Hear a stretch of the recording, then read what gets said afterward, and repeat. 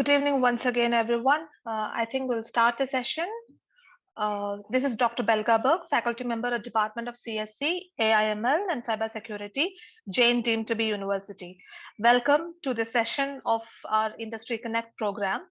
Our resource person today is Mr. Abhishek Pandey. Mr. Pandey is a digital transformation leader with 12 plus years of experience in managing complex businesses. He has worked with a vast variety of industries such as investment banking, FMCG, retail and logistics, energy, education, and telecom. Currently, Mr. Pandey is the Global Transformation Manager at Societe Generale Global Solution Center. Today, he would be speaking on the topic AI's impact on business and personal spheres. Welcome, Mr. Abhishek. You can take over the session, and we would like to request you to turn your video on if possible. Thank you. Thank you for the introduction. I'll just turn the video on. Thank you. Thank you, sir. Yeah. I hope I'm visible and as well as audible. Yes, you are. You are, sir. Great. And it's an honor to be, sharing some of the thoughts, some of the learnings. And maybe, in fact, my intent is, in fact, to learn from all of you. So I'll just try to share whatever is happening right now in the sphere of transformation, both personal and professional, primarily driven by AI. Right. So I'll just share my screen and please do let me know if you are if you're able to see the screen. Yes, we can see the screen.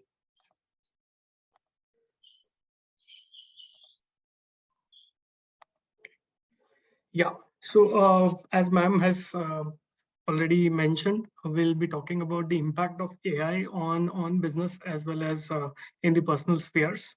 There is a reason I have put I would say an image on the left side of the slide. If anyone can guess who has created this, or is it human or machine created artwork? I'll try to keep it interactive. I hope that's fine. Otherwise, if that's an issue because of the size of the audience, then I can proceed accordingly. No problem, sir. We prefer it to be interactive, actually. Okay, great.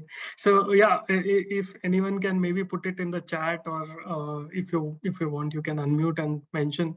I mean, on the left side, the artwork that you see, is it a human created or a machine created artwork? Sir, I think it's a machine. Yeah. So AI basically. Thanks for that. Yeah, it is machine created.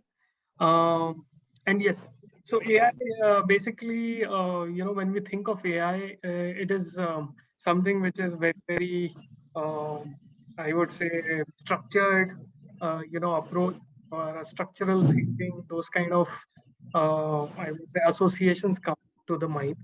But AI actually is continuously evolving. It is learning, and it has gone into a lot of spheres of influence in our lives, and we don't even realize sometimes that it is actually impacting us. What I'm aware of is that you're all first year, second year, candidates, students in engineering and BBA or BCA. By the time maybe you have your campus placements or you're appearing for interviews, you might actually be interviewed by an AI assistant, right, rather than a human.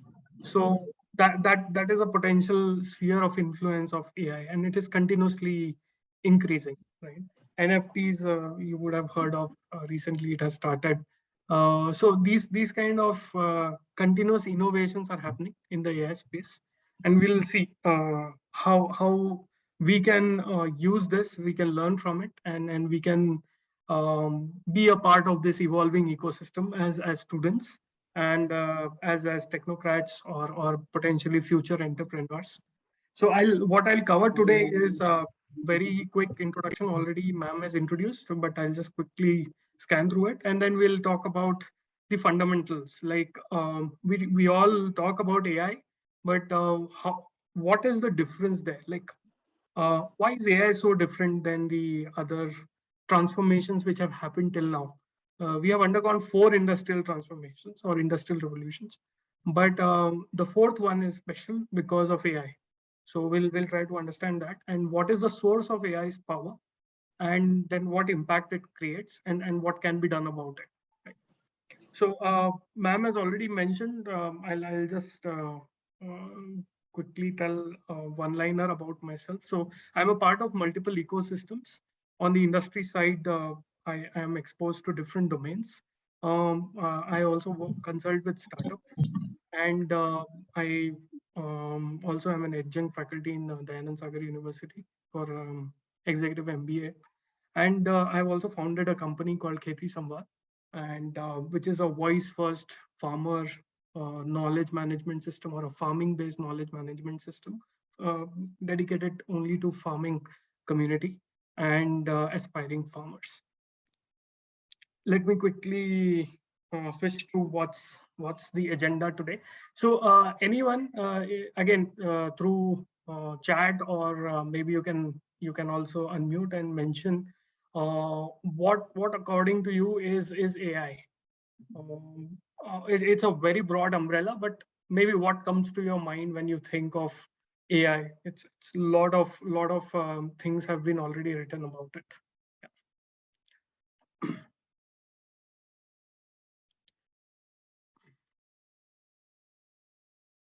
Machine. Okay. Anyone else? I'll just give it a 30 seconds if anybody else wants to respond. Sir, artificial intelligence, it's like a software which is used by a computer to Okay. mimic aspects of human intelligence, which Yeah. is used like that.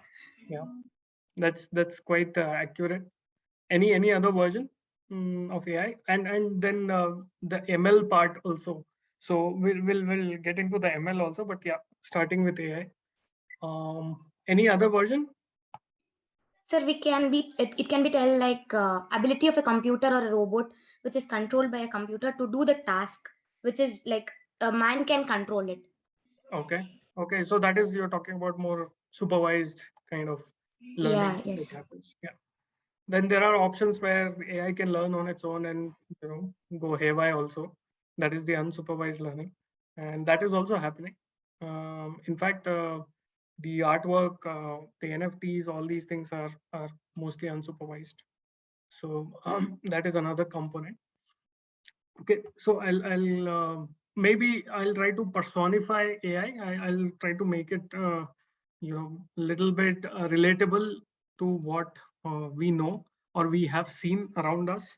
I'll put some personas here, and they relate to some of our I would say popular culture. So I hope you are aware of what you are seeing.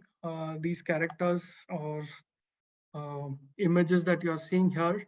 Uh, these are from popular comics and movies, um, and these are the kind of personifications that this imagination of AI or an artificial intelligence that has already been in place for some time, for a few decades, right? They have tried to personify, right? There are these Marvel-based comics or the Terminator series. So these are the personas, or the I would say the physical incarnations of AI that the imagination, the human imagination has tried to put.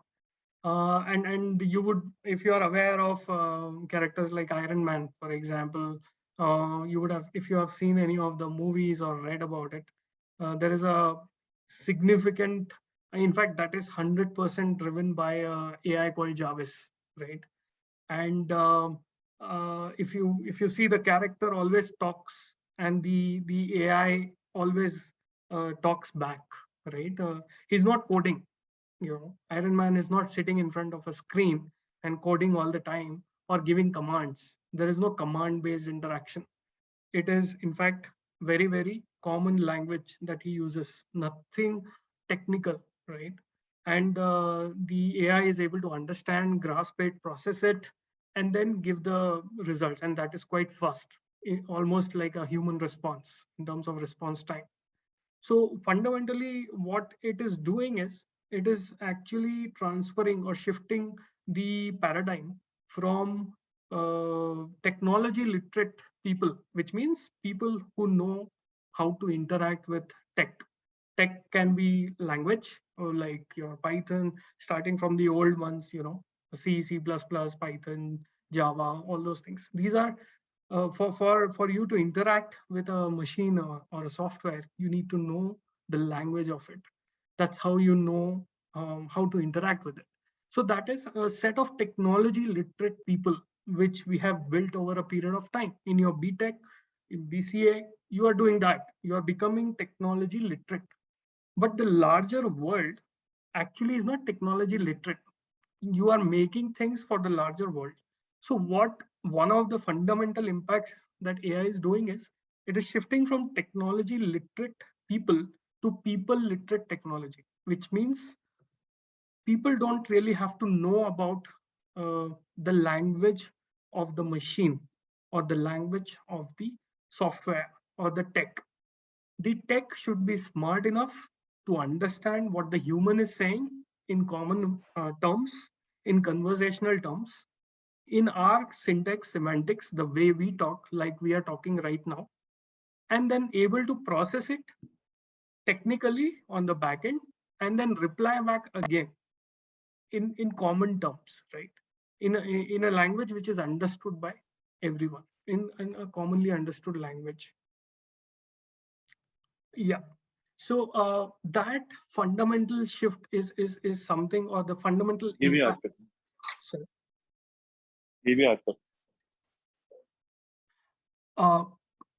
Can you repeat that? Whoever was speaking. Okay. So that is a fundamental impact that AI is creating. We have just started scratching the surface. And in I would say in technology terms, you would come across things like conversational AI, right? A chatbot or a virtual assistant, a digital employee, a digital human. AWS has this Sumerian persona, which is a digital human. Then you have every website you go to, there is a chatbot, a virtual assistant available, help desk related bots are available, right?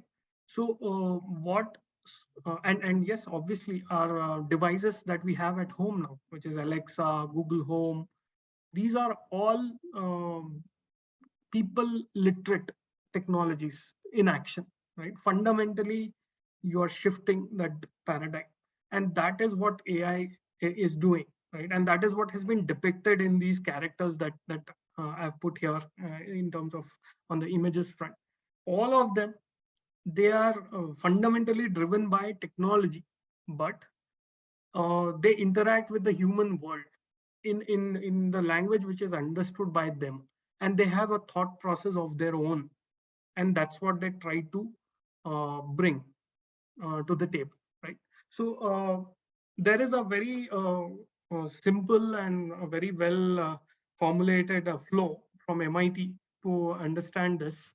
I'll just zoom in to for better readability. This is from MIT on what exactly is AI. And these are the fundamental attributes that make AI what it is. If these attributes are not there, then it is not AI. And you will see here that ML is under this umbrella. So what are the fundamental attributes? Can it see? Can it hear? And these are all very human attributes, right? So can it see? Can it hear? Can it read? Can it move? Right? And can it reason? These are the fundamental questions that you ask. And to kind of go down the flow chart and try to understand whether something can be categorized as AI or not. And these are very, very human attributes. So as you had already mentioned, that it enables or it brings that mimics the human capabilities. It enables or augments also the human capabilities. So if it cannot see, if it cannot hear, or cannot read, cannot move, and cannot reason, it is not AI. Only if any of these questions are answered as yes, then we can actually arrive at what is the category or subcategory of AI that we are talking about. If you are only talking about, for example, and it can encompass all of them. Again, if you see the characters from the movies, it actually has all of this. All the characters have all of these things, right? Iron Man can see, hear, read. I mean, I'm talking about Jarvis, which is powering Iron Man suit. Can see, hear, move, read, reason, right? Present its own thought, reason, perspective of doing something, or recommend something to be done. If it can see, then can it identify what it sees? I can see, I mean, there is a camera open, but can you really understand what you're seeing? So no, if it is not, then it's just a camera. It's just like simply, your Kodak kind of a instrument or a device. But if it can understand the image, it can process it, then yes, it is using AI. That is the OCR based technologies now which have started. The image recognition, facial recognition, all of the use cases, they flow from this. Right? Then if we talk about the hearing capability, hearing most common that we experience right now is Alexa, Google Home, our own phones, right? That is the hearing capability that we are talking about. The way human machine interaction happens. In fact, now it is also machine to machine interaction, which is also happening. So can it hear? If yes, can it actually make sense of it? Again, the same question, is it able to understand? If it is yes, then it is using NLP, which is the natural language processing, which is AI. If it is not able to use, is it simply transcribing? If you would have seen YouTube or any of the videos nowadays, there is a subtitle which is available. It is actually not being transcribed by humans anymore. The videos in YouTube generally are real-time transcribed as the subtitles are real-time transcribed by AI, right? It's real-time transcription. So if it is transcribing, is just if it is doing that, it is using speech recognition, which is AI. If it is not, then it's just a mic. Like I'm talking to you on this laptop mic. It is not using AI. It is just simply communicating, or basically sending the sound to you, right? The third key question is, can it read? So again, reading can include seeing, right? For reading, you need to see, and that's how you can read, which is the optical character recognition, image recognition. Text based images can be recognized, or simple texts can be recognized, right? So is it reading what you're typing, or an already typed document? If it is yes, then does it respond again? So it goes back into the hearing part, because it has to use NLP to respond back. If it is reading text, simple text, and just reading it out aloud, which is your, you have these olden times, or I'll not say olden times, but maybe 5-6 years back, or even 10 years back, there were these apps which were read aloud apps. Now you get that very commonly in PDF, or even on the web pages you have this read aloud option. So it simply reads it aloud without analyzing any pattern. So it's a simple reader, or a narrator. But if it is able to analyze for patterns, then again it is using NLP and going to using AI. And then if it is not able to analyze pattern, then it is just a reader, right? So this is on the reading part. Right? And then can it move? Now moving part is something which is now we are talking about very advanced versions. Again, most of our devices which are AI enabled, which we use in our day-to-day, they are not moving physically, right? Alexa or these kind of things. So they actually become robots, proper robots, if they're moving. So again, your Iron Mans and all those characters. So if it is moving by itself, then yes, obviously it can hear and see, and if it does that, if we go back to the same flow, right?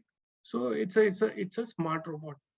If it is not able to do those things, see and hear, but it moves, so it's your Roomba type of robot, which is a cleaner. Your nowadays there are these kind of devices which are available. So it's a bot, but it is not an AI driven bot, right? It's not able to read and assess things and learn things. And then can it reason? That is the last key question. Now, to reason, you need to look for patterns, you need to learn, and then you need to analyze and then reason back, right? Like we are discussing, we are listening to each other right now. And if in case you have a question, there would be some thought process which would be triggered. Basis your experiences, you would put forward that question or give a reason for your point of view that you think should be done, or a recommendation which should be given. Okay. So that is the reason part of it. Now, if it is able to do that, going through massive amounts of data, because data is something which is fundamental currency of AI, right? That's the powerhouse. So if it is able to do that and make decisions going through massive amounts of data, then yes, it is using AI. Again, that is where the ML part comes. That is the machine learning part. So the reasoning is where ML kicks in. So when we say AI and ML, it is this reasoning part which is the subcategory that we are talking about. When AI is the larger umbrella and ML is something which uh, does this continuous learning and then starts reasoning on its own. It starts learning and reasoning and evolving on its own, right?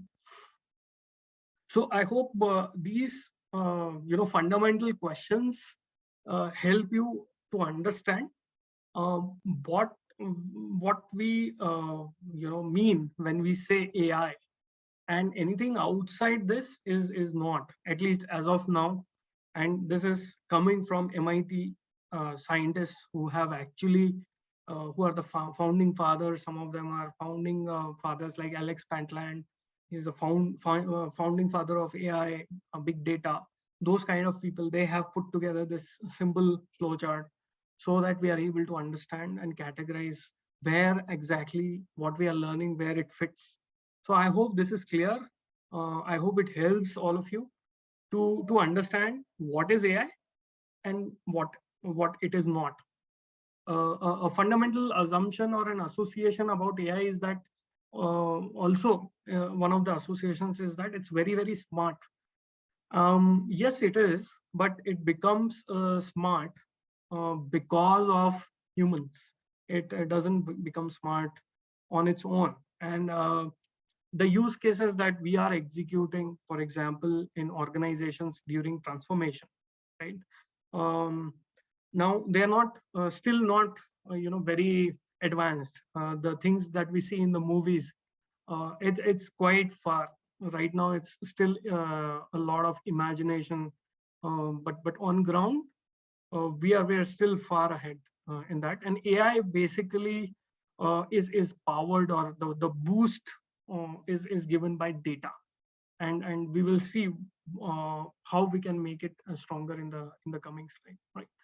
So I hope this is clear. I hope this helps you to understand. If you simply Google what is AI by MIT, you will get this flow, right?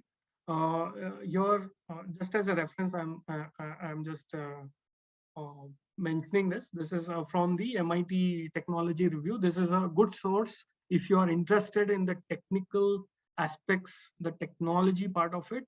Then this is a good source. I'm sure. I mean, as students, as keen learners, you would already be referring to these kind of sources.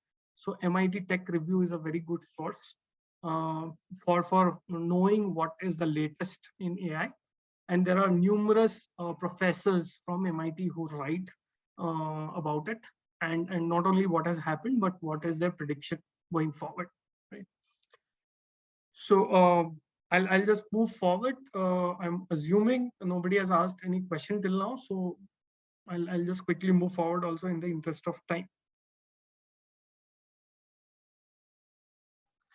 So I was just talking about data as the power source of AI. Now we need to look at data as from two perspectives. One is how is it getting generated and what type of data is getting generated. So on the left side, I would like you to focus on this side, right? Now, again, you have to relate to the day-to-day.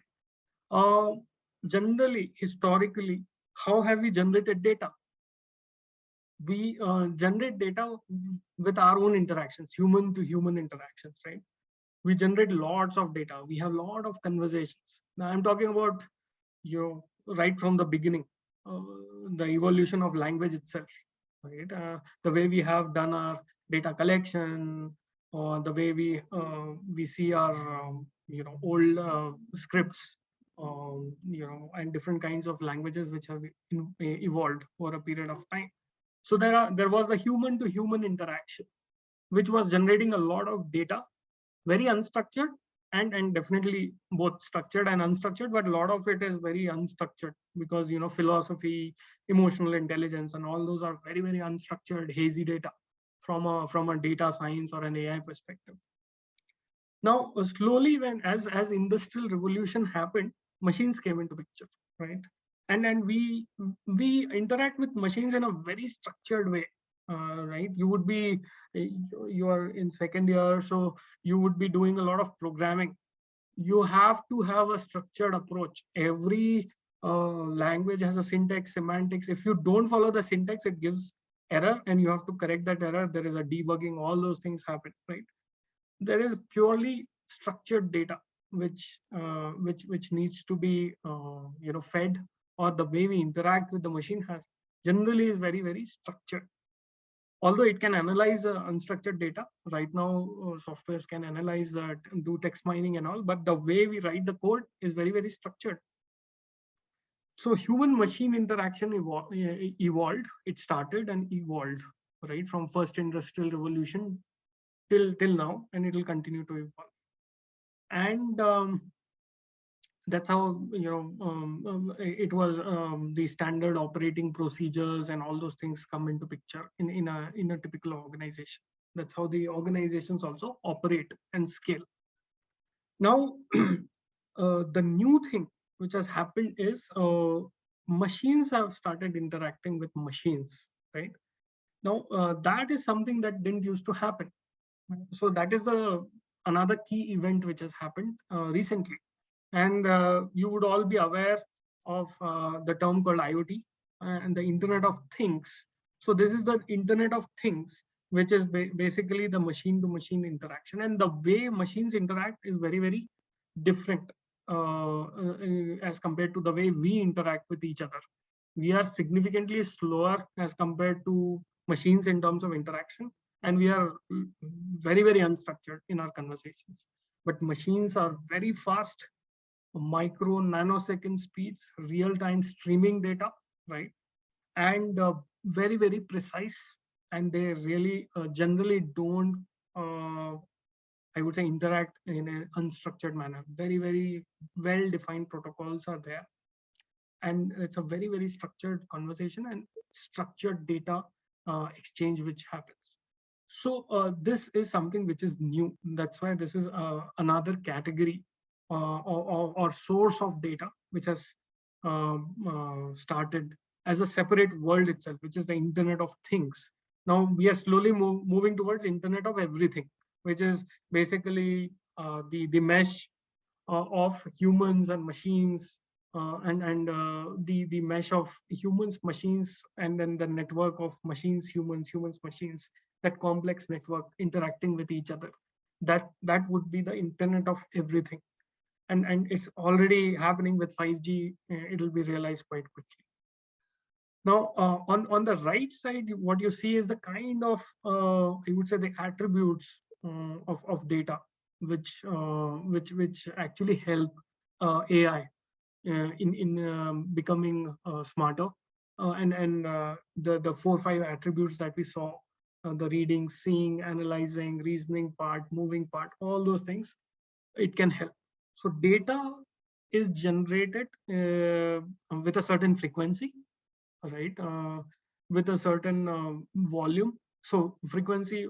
So there are three V's to data, which is volume, velocity, and variety. In simple terms, volume would be as simple as measurement in MBs or GBs.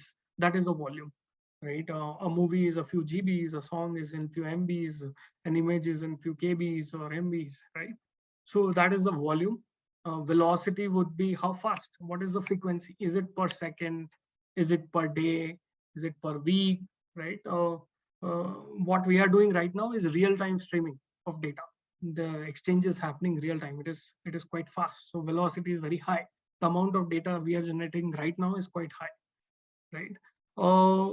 As compared to maybe some ecosystems where maybe on a daily basis the data velocity gets generated is lower. The interaction happens only on a daily basis.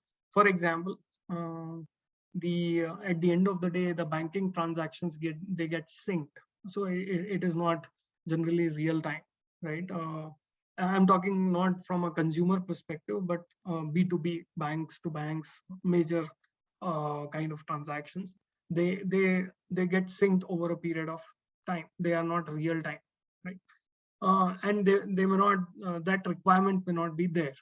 Like that, there is a business need basis which the velocity is also decided, because it adds to the cost of data. The higher the velocity, which is the more frequency you have of data getting transmitted or generated, there is a significant cost infrastructure involved in emitting the data, in storing the data, because it velocity and volume, they kind of relate to each other, right? They're proportional. And then there is a variety would be structured, unstructured, semi-structured, which is where your big data comes in, right? Which is again a mix of multiple types, or a variety of data. So which is your text-based text mining, your structured data, which is used for calculations. So that is the variety of data which is getting generated. All the three attributes, they actually define what kind of data architecture is required by an organization, and what would be the flow of data, and what kind of infrastructure is required. So when we talk about business transformation using AI, this becomes a fundamental question to answer and do a business case of it, or prepare a business case for it. We do a cost benefit analysis, whether what should be the ideal frequency, what should, if a particular variety and volume is getting generated, what kind of infrastructure would be required, and does it even make sense that with capturing that kind of a data with all the three dimensions, will we get the benefit, which is basically, will we generate value either for the customer or for the company? Will we save something? Will we make more revenue? Those kind of questions. So there is a reference data architecture which gets generated, or generated meaning we build that architecture. And the problems that we generally see is the absence of a common data language across systems. So, for example, your HR system, onboarding system, then your finance system, your the core corporate functions, right? And then your reporting system, your order management system. These, all of them might be using very, very different kinds of, I would say, legacy systems, right? And if you have to really connect all of them, they would be at different maturity levels. So those are the challenges. The absence of a common data language between systems prevents these kind of transformations to happen. And that is one of the challenges that we see in transformations. And that is what we study and understand, and then make a business case for, right? So that is one, I would say, key consideration. I hope before I move forward, I hope this helps again. And if there are any questions, please let me know.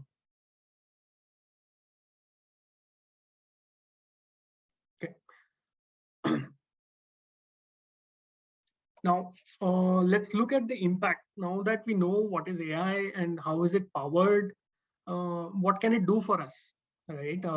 So generally, what we see is, there are 4 quadrants that you see here, and there are two, I would say, dimensions which actually lead to these 4 quadrants. So the vertical one is the empathy and empathetic and systematic. Empathetic meaning more human. You require empathy. Empathy is very human trait.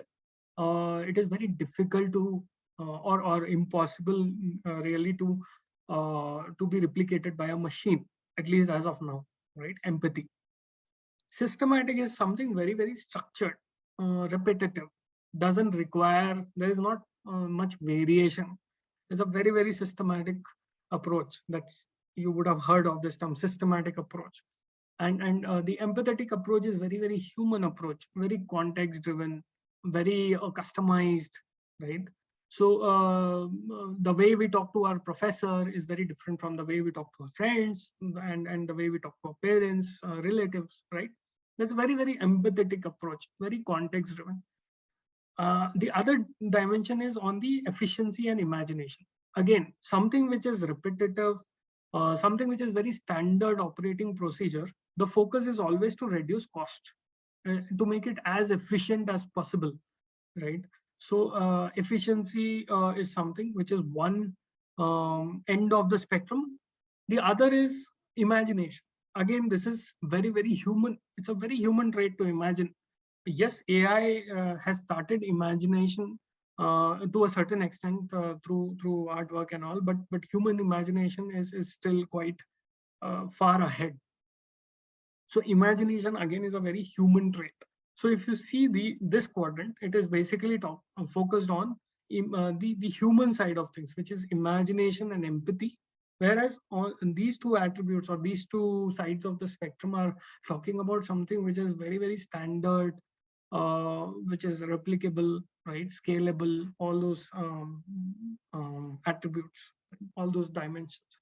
Now, the impact of AI, if we see from this perspective, is basically either it can augment us, augment the human capability, or it can completely take over, or it may not have much say. So that's how we'll move from in a clockwise direction. Now, if we talk about empathy and imagination, so what I've mentioned here is some of the roles that require these kind of attributes or considerations. So, for example, a therapist, a child care, a professional, a teacher, a counselor, career counselor, an entrepreneur, a CEO, and even a politician. We have had 5 elections in 5 states. You would have seen a lot of politicians talking about a lot of things. It requires a lot of imagination, right? If not empathy, but at least imagination. So these kind of roles, they require very human attributes, very localized, customized approach, right? The therapist has to treat every patient differently.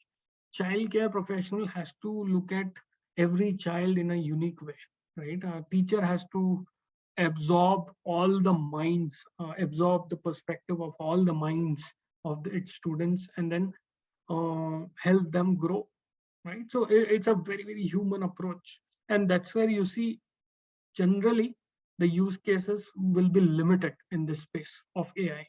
So the impact will be limited because it is primarily a human trait. Yes, AI will be assisting, but it would be humans who would be dominating or would continue to do these kind of roles, augmented by AI. Definitely augmented by AI, but primarily driven by humans.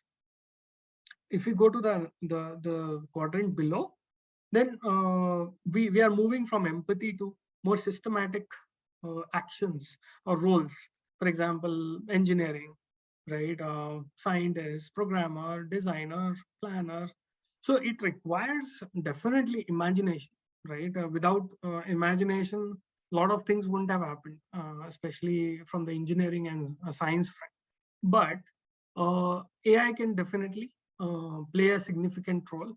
This is going forward. This is potential impact of it. So going forward, as the pace with which AI is learning, it has already started. I would say coding for itself, right? And I would say its role will keep on increasing in that domain.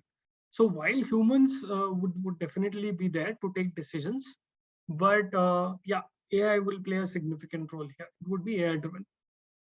Then if we come to this quadrant, which is efficiency and systematic, again, this is purely a set of repetitive standard operating procedures, and which going forward mostly will not require any humans, right? Because the focus will be on repeatability, efficiency, very standard operating procedures, right? So if you see here, for example, accountant, security guards, cooks, truck drivers, air traffic control. In fact, many of these roles are already being executed, or significant portion of these roles are already being executed by AI, and that would be primarily driven by AI only, right? And then again, if we move towards more empathy, then but efficiency is still the key trait.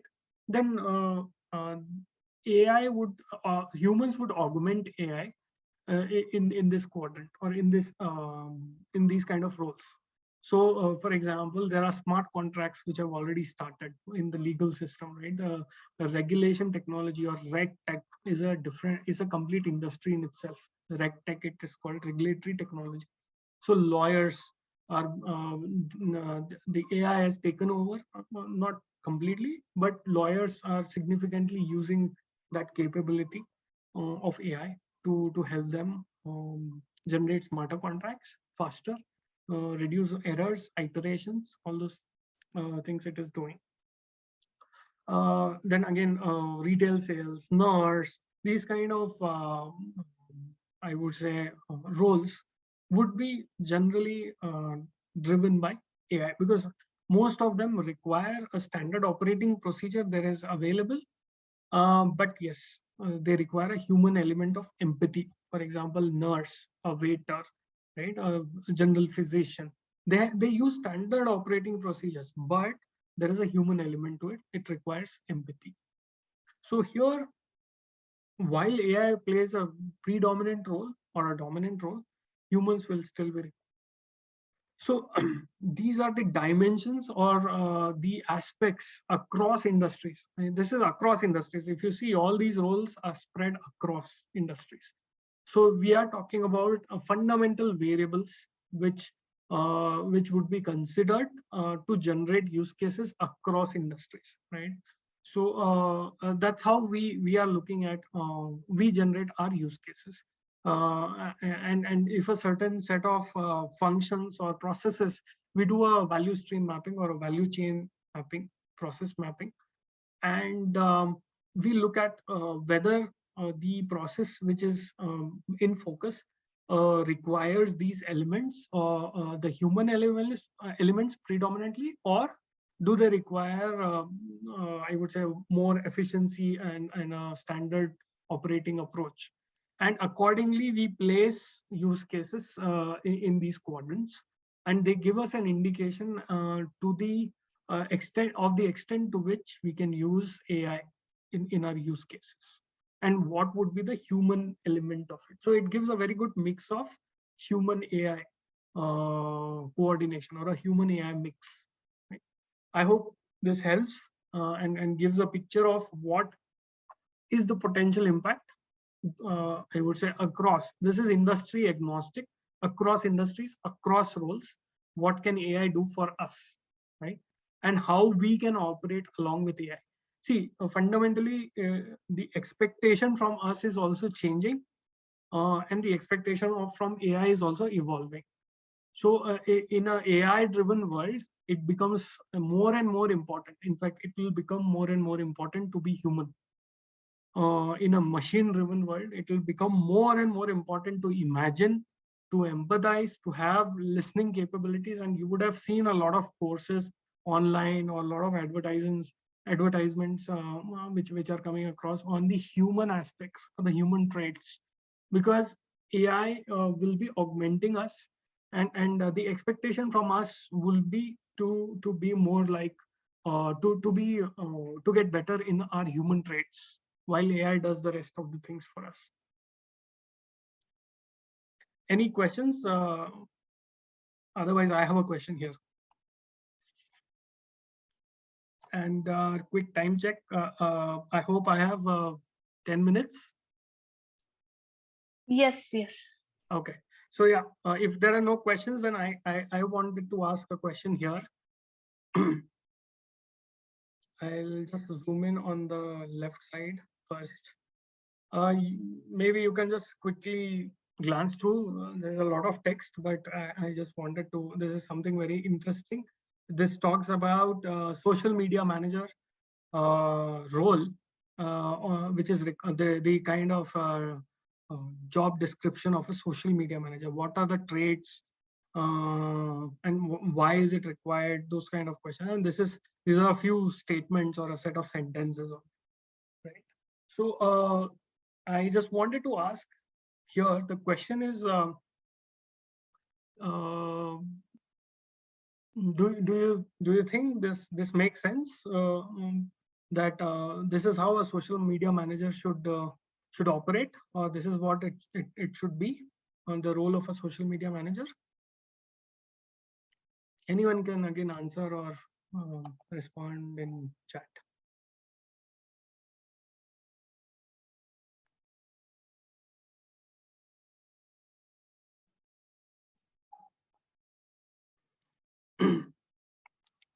So social media manager would be somebody like a Facebook community manager for a company, for a brand, like Coca-Cola, Britannia, right? LinkedIn. So does it make sense? The statements which you see here, these, I would say this is a snippet of an article. Does it make sense? Are you able to comprehend it?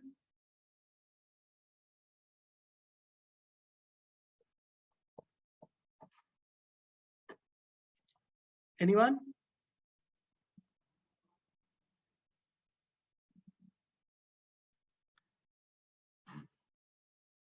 I hope I'm audible. Okay. I'm not getting any response. Am I audible? Quick mic check. Yes, sir, you are audible.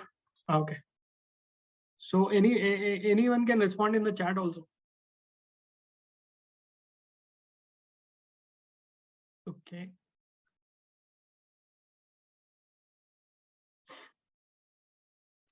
So the reason I'm asking whether this makes sense or not is because this is not written by a human. This is written by AI. AI has started writing job descriptions for different kinds of roles which are required by an organization. And the simple request, how it got generated, the simple request which was given to the program was, what should a social media manager do? That's all. That was the question asked, right? That top question, how do you find the right social media manager? And the response is all AI generated. It is not written by a human, right? And you would have heard of that GPT-3 processor or the system which has come. It is evolving. GPT-4 is about to come, right? So that's an AI-driven, I would say, a prompt-based programming, which is just going through tons and tons of data and getting smarter by the second. And that is the program which has actually written this. So AI has started writing articles. They have AI is writes on philosophy, right? History. It is able to write on anything and everything, right? So that's I would say a real life example of how AI is actually now impacting our day to day. Again, on the right side, if you see these faces, right? I'm just zooming in. None of these are actual human faces. Yeah. They are not actual human faces, in the sense they are not actual people. They're human faces, but they are not people. These humans don't exist. This is AI generated human faces. Again, from completely generated by AI. These faces don't exist.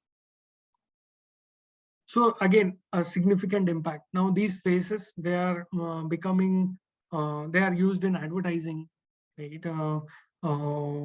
They actually are able to speak through the, you would have heard of deep fakes. So while definitely if deep fakes is a issue, the other side of it is that they are actually getting used by different brands. They don't have to pay for actors, and they're able to make a presence in digital media. Right? So none of them are actual humans here that you see. It is purely generated by AI. So these are real life scenarios which are already happening, and they're all around us. And you can just Google up GPT-3 as a, I would say, source to look at, or OpenAI. OpenAI is a program. Program meaning not a software program, but it contains a software program. But OpenAI is an initiative which multiple companies are contributing to, and that's the result of it. Any questions?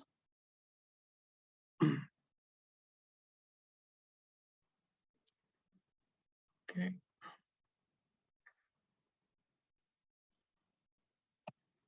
Okay. So then, just I'll quickly wind up also. In terms of what can be done on the way forward. So seeing all of this, what is AI? What can it do for us? What would be the impact? There are a couple of I would say dimensions from our own end that we need to understand on the professional as well as on the personal. Professionally, we need to, because you will be the future programmers, you would be the next set of entrepreneurs, technocrats, who would be taking up different roles, leadership roles going forward. We need to really understand, have we actually answered the existential question of industrial revolution? We are in industry 4.0, right? Industrial revolution 4.0. And industrial revolution started with the agenda of making human life comfortable, surviving and then thriving. But have we really answered that question? Because right now, again, we are facing existential threats in terms of climate change, in terms of, latest instance of COVID, or maybe result of climate change, then war going on, right? So on the professional front, how can AI help us in answering this existential question? How can this industrial evolution be different from the others? How can we reduce our footprint through AI? And that is the question that we really need to answer as future leaders, future programmers, future technocrats. So while we have gone around, the I would say the world with, we have developed a lot of conveniences for us, but still we are facing existential threat. There are mass extinction events already happening. So what is it exactly that we are actually trying to do? What are we exactly achieving? And that is where AI can really help us, but we need to take that direction. And that is on the, I would say, how can we, whatever we are doing professionally? How can we contribute and try to answer this question? On the mixed dimensions, which is professional and personal both, intelligence and wisdom has to be really looked at, because again, this is way forward, which is in your hands going forward when you take up different roles. Intelligence would be telling you to do certain things. Like, for example, intelligence told us, human intelligence as well as science told us that to use hydrocarbons, but we are realizing the impact of it. But then there's a wisdom aspect of it that also has to be looked at. That's a very human aspect, right? So while AI, artificial intelligence, or human intelligence will be there, we also need to look at the decision making aspects of it. What would be the impact of the actions that we are taking? Again, mix of personal and professional.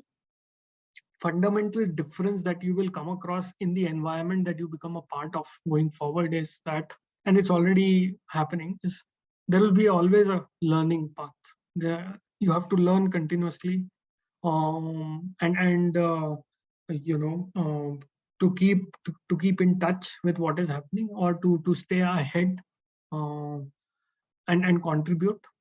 So there are frameworks right now you would have heard again on design thinking, digital transformation. All these frameworks are there, which are right now, I would say, they have taken a lead. They're helping us with a lot of personal as well as professional transformation. But the continuous learning has to happen, and it is not limited to college only. You have to have a continuous learning path available across your professional and personal journey. So that is another fundamental transformation itself. And on the personal side, there has been a lot of impact already of technology and AI in terms of our mindset. We need instant gratification, same day delivery, same hour delivery, 10-minute delivery, 10-minute that. So we have reached the point of ultra convenience. So everybody wants to blitz scale. Blitz scaling is a term which kind of Google incorporated that term, or termed it basically, where they want to instantly scale up businesses, increase user base by thousands, millions. Right? So blitz scaling. So we also want to do that as a mindset. How can I scale overnight, instantly, which is again an instant gratification. While all of this is happening, there is a lot of mental distancing which is also happening. Distancing not only among us, but also distancing from our factors of existence, food, water, our environment. So we have to really continuously assess ourselves. While we learn, we have to also understand our own mindset. So that is on the personal aspect of this. And the reason of mentioning this is because AI is fundamentally changing mindsets, and you need to understand the impact of AI on your way of thinking, on your own mindset. While AI will be able to do repetitive work, but you need to know why, the reason behind it, or the nuts and bolts of it, because that's how you'll be in touch, and that distance will reduce. Otherwise, you'll keep on increasing the distance from the fundamentals or the nuts and bolts of processes, the ways of working. So that's more on the personal side, but these are the aspects that we need to monitor and continuously learn, and see where do we fit in going forward in your third year, fourth year, and where do you fit in the work environment. And I hope the previous set of slides were helpful. They helped in understanding how organizations are looking at AI, what are the kind of use cases, what are the considerations, what is powering AI, what are the challenges which companies are facing. So I hope that this session helped all of you. although I didn't get a response for the previous question, I'm assuming you were all listening, given it's Saturday evening. But I hope this was a productive hour for all of you.